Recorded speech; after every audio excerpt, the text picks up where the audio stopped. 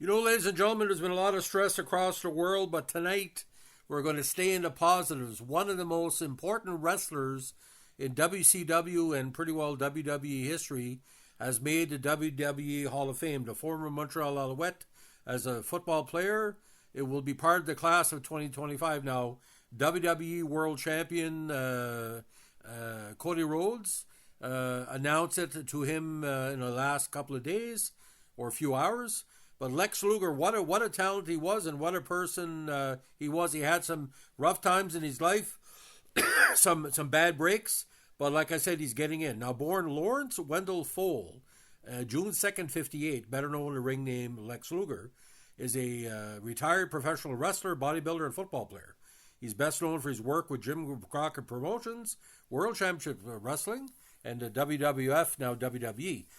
One of the members of the Four Horsemen during his career. He probably had the best body of any modern day wrestler besides Ravishing Rick Rude. A two-time WCW World Heavyweight Champion and a one-time WWE World Heavyweight title holder. He's also a five-time NWA WCW US Heavyweight Champion, who holds a record for consecutive days and total days as champion. He's the second WCW Triple Crown champion.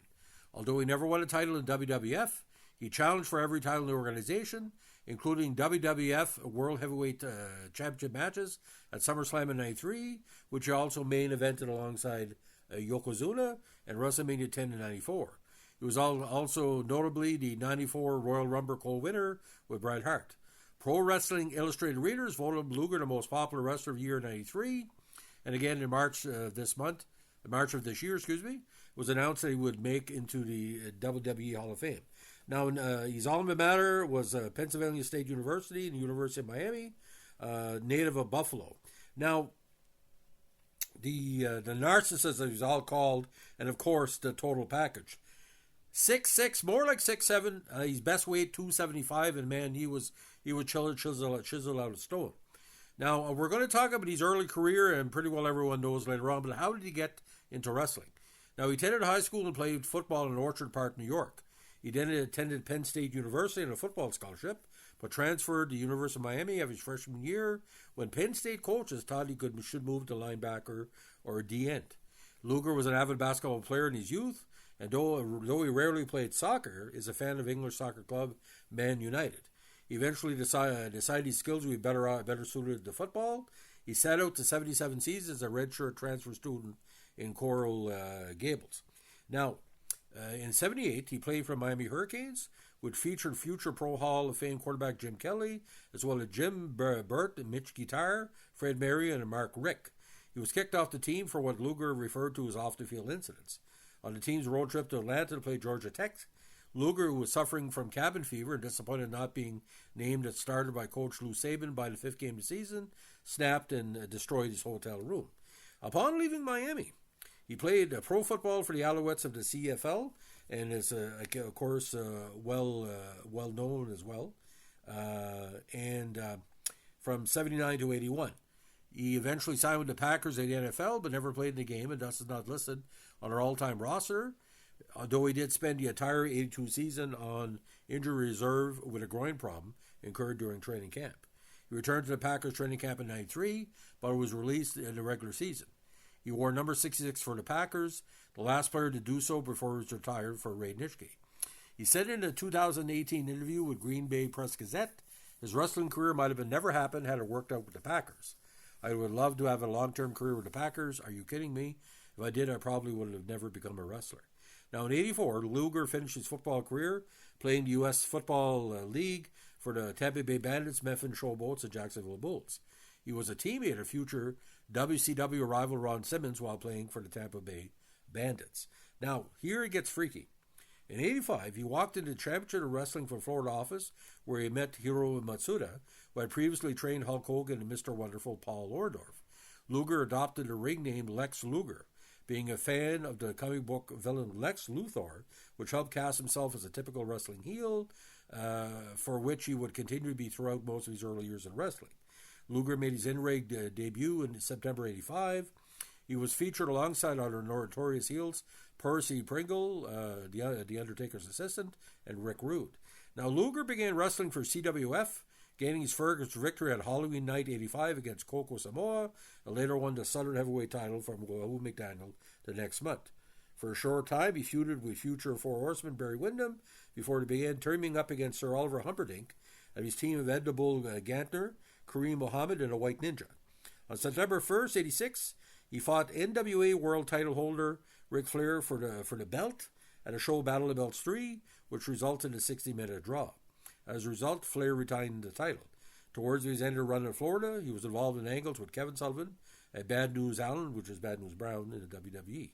He was also in a steel cage match with Bruiser Brody when Brody stopped cooperating, leading to Luger climbing over the cage and leaving the match. Now, here it gets weird. The Four Horsemen, we're just going to talk about the years of the Horsemen. In '87, Luger went to work for Jim Crockett Promotions, which was under the NWA banner, with the nickname The Total Package, and began using the Human Torture Rack, an Argentine backbreaker rack, as his finisher. He was first booked as an associate to Ric Flair's Four Horsemen stable until Ole Anderson was kicked out and he became an official member of the group. His first big feud was with Nikita Koloff, whom he defeated for the NWA US title on June 11, '87. Manager J.J. Dillon threw a chair over the top of the cage while the referee, Earl Hebner, was down. Luger knocked Koloff unconscious with it and then lifted up Koloff in a torture rack. A revived Hebner then dropped Koloff's arm 3 times with no response and awarded Luger a submission victory. It was during this time that the Horsemen debuted the War Games match. Now, he held the title until JCP's first pay-per-view event, Starrcade in November, when he dropped it to Dusty Rhodes, which is Cody's father, in a steel cage. The loss set the stage for Luger leaving the Four Horsemen, as manager Dillon's interference cost Luger the match. A steel chair thrown in by Dillon was dropped by Luger and Rhodes, who DDT'd Luger on it prior to pinning him for the win. Luger left the Four Horsemen on December 2nd, '87 at the Knight Center in Miami after he and stablemates Tully Blanchard, Aaron Anderson, and Dillon were the sole wrestlers left in the Bunkhouse Stampede Battle Royal, and Dillon asked the other wrestlers to eliminate themselves so he could win. Although Blanchard and Anderson complied, Luger refused and eliminated Dillon, leaving the Horsemen in the process. Now, and of course, he had started the Twin Towers with Barry Windham until, of course, Barry turned on him as well. So, again, Luger was kind of a genetic freak. I tell you why. He could wrestle to a certain extent, but he looked so perfect, the total package. And you look at Buff the Stuff Bagwell and a lot of what he called the muscular wrestler since then. He was the big star of the 1980s.